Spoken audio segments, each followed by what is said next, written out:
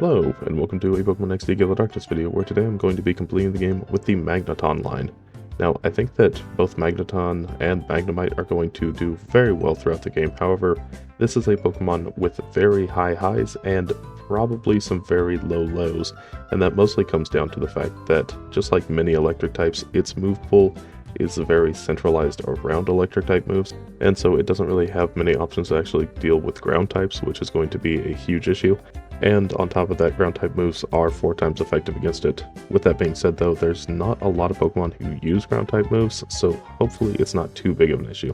With that being said, let's go and move on to Magnemite's stats and move pool. It has 25 HP, 35 attack, 70 defense, 95 special attack, 55 special defense, and 45 speed, making it a very strong special attacker with solid defensive stats.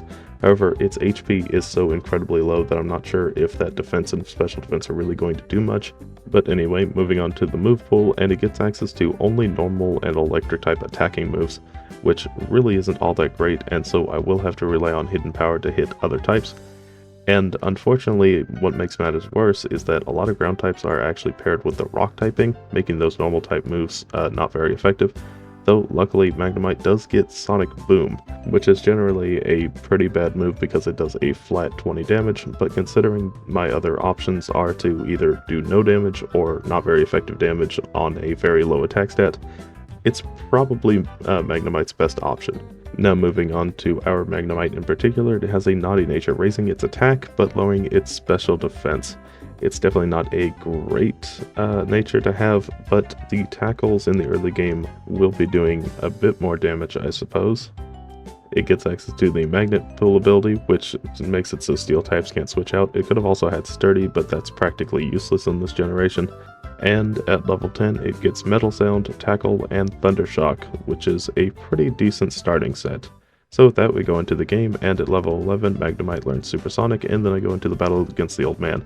He leads with an Abra and a Horsey, and I go for Thunder Shock into Abra right away. Unfortunately, it does outspeed me, and that Fire Punch probably could have taken down Magnemite in a single hit, but luckily I get a crit, and so I'm able to take it down in a single hit, and then he sends out Shroomish. I take down the Horsey with the Thunder Shock, and at this point Shroomish isn't really that much of a threat, though it does resist electric, so it might take a few turns to actually take it down. And so I'm just going to go ahead and speed it up a little bit. I go for Metal Sound to lower its special defense by 2 stages, and now Thunder Shock is dealing a lot more damage. Shroomish gets taken down to yellow, and one last Thunder Shock finishes it off. So now moving on to the Power Rangers, and I decide to fight Blue today because I have super effective damage against all of his water types. Now moving on to a bit of rambling, if you are enjoying this video so far, consider liking, and if you have any Pokemon suggestions, please put them down below. Now, I'm really glad I finally get to use Magnemite because it is probably my favorite Pokemon animations-wise in all of these older 3D games, simply because there's just so much personality tucked under a very simple Pokemon that you don't really get in the mainline games. Anyway, moving on, at level 16, Magnemite gets the move Sonic Boom, which I decide to teach over Tackle. And then at level 21, Magnemite gets Thunder Wave, which I decide to teach over Supersonic, even though it could have been useful, but I digress. Anyway, I need to talk about this trainer in particular, Solox, and that's because this trainer is one of the most difficult trainers for a lot of Pokemon, because the Voltorb is so fast and Ralts can confuse or set up light screen. And of course Numel does a lot of damage being a shadow Pokemon, but it's especially difficult for electric types because Numel is completely immune to your electric type attacks, and Voltorb is just hard to take down, but I do get past it, and soon after I get the Moose Spark at level 26, and then I run into another Magnemite. Hello other Magnemite. Goodbye other Magnemite. And then soon after, at level 30, Magnemite evolves into Magneton, which I just gotta say, adding 3 Magnemites to make another Pokemon is just very funny. But anyway, it has 50 HP, 60 attack, 95 defense, 120 special attack, 70 special defense, and 70 speed. So now it hits a lot harder than it did before. It's able to actually survive attacks because that 50 HP isn't incredibly low anymore, and 95 defense and 70 special defense is definitely pretty good. And even though it's not the fastest, 70 base speed is still pretty good for this game. So with that, we go ahead and move on, and we need to talk about naps. Now, a lot of Pokemon also struggle against naps because the Rhyhorn doing Mud Slap, which luckily isn't all that high of a base power move, but it does have the added effect of lowering accuracy, and when I'm using a 90% accurate move to deal 20 damage to it 3 times, that does add up quite a lot. And so naps could actually be a huge issue for Magneton if I'm not able to attack. Now luckily, being a steel type does mean that all of his moves aren't dealing super effective damage other than that mud slap. So while I should be able to win this fight now, if at any point I had missed a sonic boom, there's a good chance I would have lost on the spot simply because I would have either been whittled down by the rest of his team or just taken out outright with another mud slap. But anyway, we get past naps, and now we move on to the true boss of the area. Laverna, she leads with a Love Disc and a Beautifly, and I go for Spark into Love Disc right away. She then sends out her Roselia, and Beautifly doesn't have any moves to even hit me for neutral damage, so it's not a threat whatsoever. Roselia doesn't get taken down in a single hit, but it does get paralyzed. Unfortunately, it is able to set up Leech Seed though. Another Spark finishes it off, and then she sends out her final Pokemon, a Shadow Delcatty. And I am quite a few levels higher than Delcatty, so it should go down in just one hit, I would hope. Go for Spark, and it does, and all that's left is the Beautifly, which being part flying, it goes down to a single Spark as well. Now, of course, you can't have a Magneton themed video without the obligatory Mirror B. Hello there, Mirror B, how are you doing on this fine day? Well, as always, it's great to see you, but we actually need you today to go pick up this Voltorb for the Magnet item, which raises electric type damage by 10%, which will definitely be handy for Magneton, and then I go to the Real Game Tower to go pick up my two favorite TMs, Hidden Power and Protect, and at the same time I'm also going to pick up the TM for Thunder, just in case I need that extra damage later on down the line, and I go ahead and teach Hidden Power right away, which happens to be Hidden Power Fighting at 66 base power, which usually wouldn't be all that great for Magneton, but because it hits rock types, it's actually really good. So with that, we go ahead and move on to the battle against Snapple. He leads with the Quagsire to Lantern, and right away I go for Spark into Lantern, which isn't quite a one-shot. Quagsire hits me with a Rock Tomb, and so my speed is dropped, though luckily I'm still faster than Lantern. I finish it off with a Hidden Power, and then he sends out his first Shadow Pokemon, Shadow Lunatone, which unfortunately I won't be able to outspeed anymore, though I might still be able to one-shot it. Not quite, but it is fairly close. It's able to set up Shadow Sky, and now that I'm slower than it will be able to attack with a Shadow Wave, dealing quite a bit of damage to Magneton. I finish it off on the next turn, and then out comes Cast Form. And Cast Form is actually uniquely set up to deal decent damage to Magneton because of the Shadow Sky being up. Weather Ball hits dealing neutral damage, and it actually didn't deal nearly as much as I thought it would. It goes down in a single hit, and then he sends out his final Pokemon, which is Metang. Though unfortunately I go down to Shadow Sky right away. So before the next attempt, I go ahead and teach Thunder over Metal Sound, and then I go back in again. This time I call on the first turn because Lantern really doesn't do much damage to me, and Rock Tomb always has a 20% chance to miss. Go for Thunder, which does take down Lantern. Then he sends out Lunatone, and Lunatone survived with just a little bit of HP remaining last time, so it's definitely going to go down to a single Thunder this time. And then he sends out Cast Form once again. Quagsire hasn't missed a Rock Tomb so far, so unfortunately I'm slower than Cast Form again, but luckily I know it doesn't really do that much damage to me, unless it gets a crit. Thanks Cast Form, I take it down, and then he sends out the Metang once again. Now that I'm at a much higher health though, I should be able to take it down pretty easily because it really doesn't have any moves to hit me for very effective damage either. Go for Thunder, take it down in a single hit, and then all that's left is the Quagsire, which unfortunately I only have Hidden Power to deal damage with. But that should be more than enough to take it down. It might just take a few turns. I go for Hidden Power, get a crit, and take it down in a single hit. Okay, nice. At level 44, Magneton gets the move Tri-Attack, which I teach over Thunder Wave, and then I go into the battle against Gonzap. He leads with an Electrode and a Nuzleaf, and as you can tell, I've already taken quite a bit of damage so far. And so, unfortunately, this attempt doesn't last too long before I go down, though I do get to see that Thunder does take Electrode down in a single hit when it hits. With that being said, let's go in there for an actual first attempt. I call on the first turn, and Electrode hits Sonic Boom. Now, I have said in the past that it's 80% accurate. It's actually 90, my bad. But anyway, I'm able to take it down with the Thunder just as before, and then out comes Vileplume. And while I could go for Tri-Attack, I decided just to use Thunder. Unfortunately, it survives on just a sliver and puts me to sleep. Though, luckily, XD does have a very kind mechanic where I can just call to wake it up. And so I'm able to take it down on the following turn while it just goes for Giga Drain, dealing almost nothing. Tri-Attack takes it down, and then he sends out Whiscash. Now Whiscash is part ground, so I will need to use Tri-Attack into it. And it's dealing nearly half. The burn was very lucky though, so that'll take it down to half, which will allow me to finish it off on the following turn. And then once Whiscash goes down, he sends out his final Pokemon, a Skarmory.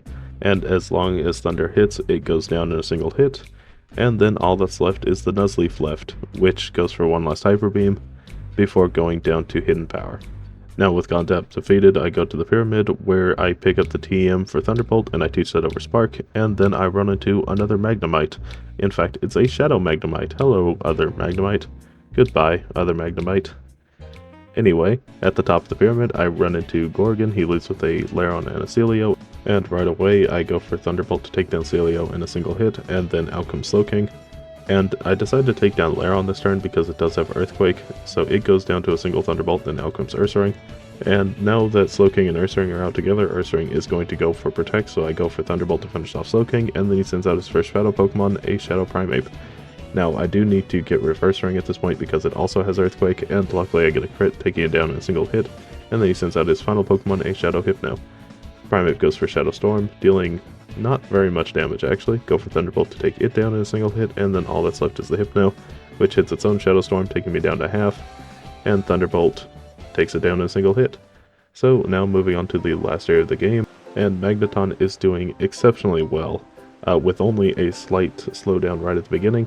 So let's see how it fares against the hardest battles in the game. Starting with Lavrina, she leads with a Gardevoir and a Gorbis, and I go for Thunderbolt right away into Gorbis to take it down. Now luckily Magneton is genderless, so I don't have to worry about Attract, though that does mean that her Pokemon are going on the offensive immediately.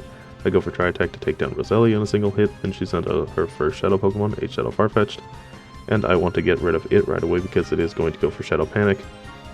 And it goes down in a single hit, and then she sends out her final Pokemon, a Shadow Altaria, which might actually survive a Thunderbolt, I'm not exactly sure. I go for it, and it goes down in a single hit. All that's left is the Gardevoir, which hits one like Psychic, before going down to Thunderbolt herself.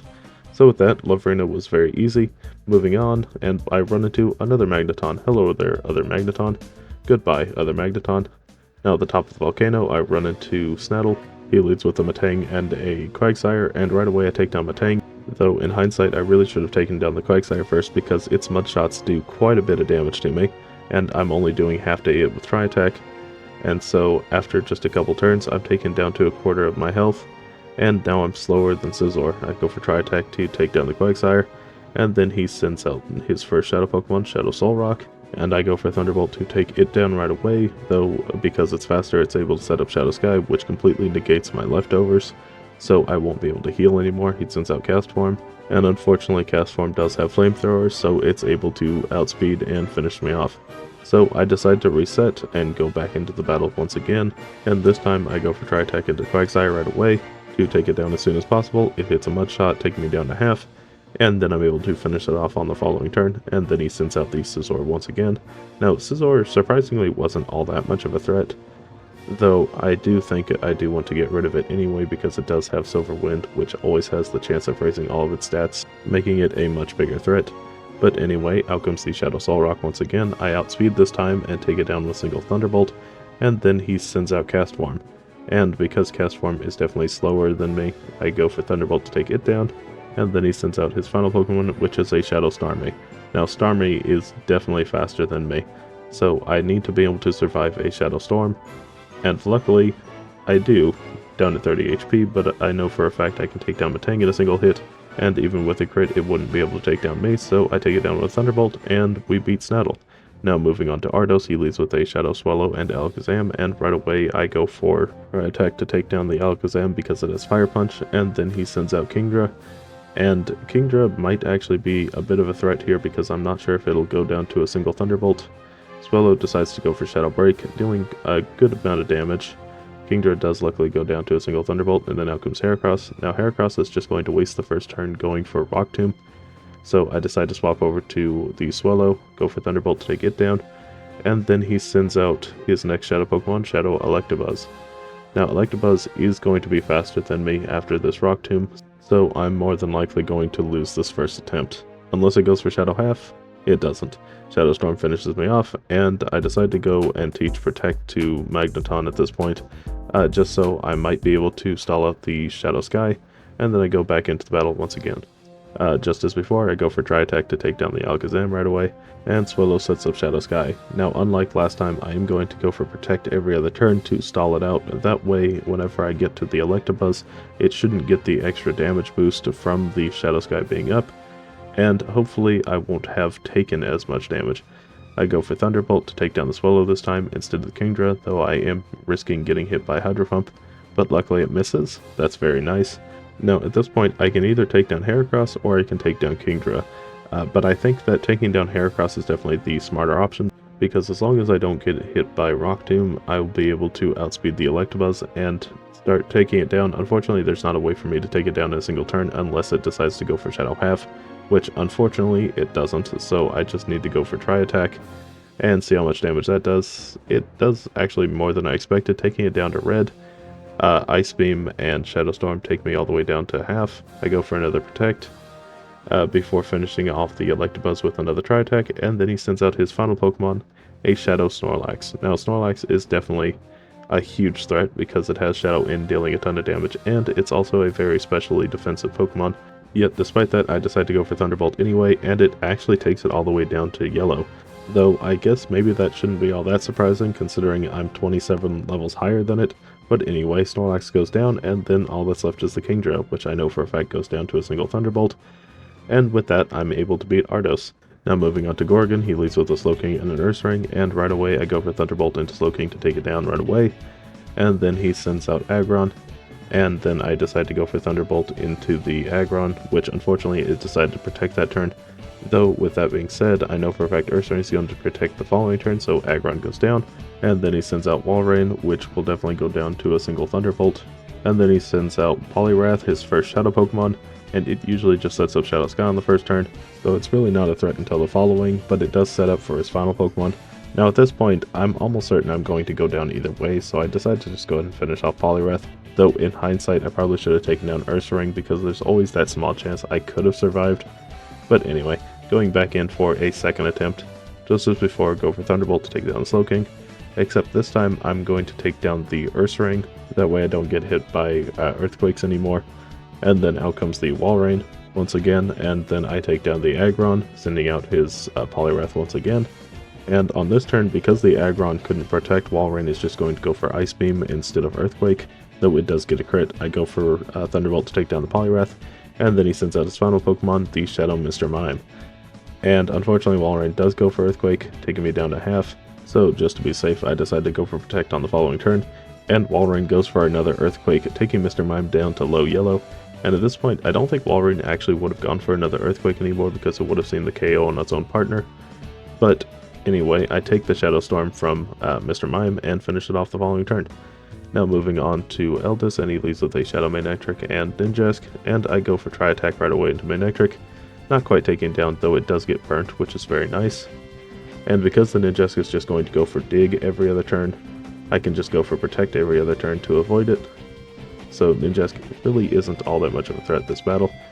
Unfortunately, Manectric survives on just a sliver of HP after the burn damage, so after taking it down, he then sends out his next Pokemon, a Shadow Salamence, and Salamence might actually be able to survive a Thunderbolt, though I am a bit cautious, but this is a first attempt, so really I'm just looking for things to look out for, and Thunderbolt actually does take it down in a single hit, and it looks like with no problem.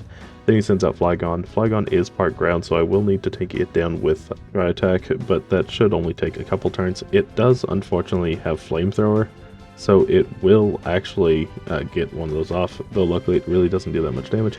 And once again, a Pokemon gets burnt by Tri Attack to perfectly allow me to take it down. Very nice. Anyway, now with Flygon down, he sends out his next Pokemon, Shadow Marowak, and once again I need to use Tri Attack to take it down. Unfortunately, Marowak is holding the Thick Club item, which doubles its attack, and also it has Shadow End, so it's going to do a ton of damage if it hits. Luckily it hasn't so far. I go for another Tri Attack, and Shadow End hits, taking me down below half. I was honestly expecting a little more damage than that, but I'm able to take down Marowak on the following turn, and then that sends out his final Pokemon, which is a Shadow Lapras. Now because Ninjask is in the ground and I really don't want Lapras to set up Shadow Sky, I decide to go ahead and just attack Lapras. Unfortunately, I will take the dig damage, which actually does do quite a bit, but Lapras goes down in a single hit, and then all that's left is the Ninjask, which I just decide to call. There's nothing I can really do. Then I decide to protect on the turn that is coming up, and I decide to repeat this process just one more time to make sure that even if it gets a crit, it can't take me down, and with one last Thunder, I finish it off. So right before the final battle, I go ahead and teach the hidden power once again over Thunder, and then I go into the battle against the big box legendary Shadowlogia. I go for Thunderbolt, and it takes it down in a single hit with a crit. So with that, we now move on to Greevil, who leads with a Shadow, Rhydon, and Moltres, and Rhydon on the first attempt has Lightning Rod, so right away my first attempt is ended very quickly. Going in for a second attempt now, and I go for Thunderbolt. Luckily it doesn't have Lightning Rod this time. Moltres goes down, then out comes Executor, and Rhydon misses the Shadow End. I go for Thunderbolt into Executor. Even though it is not very effective, it actually takes it down to low red.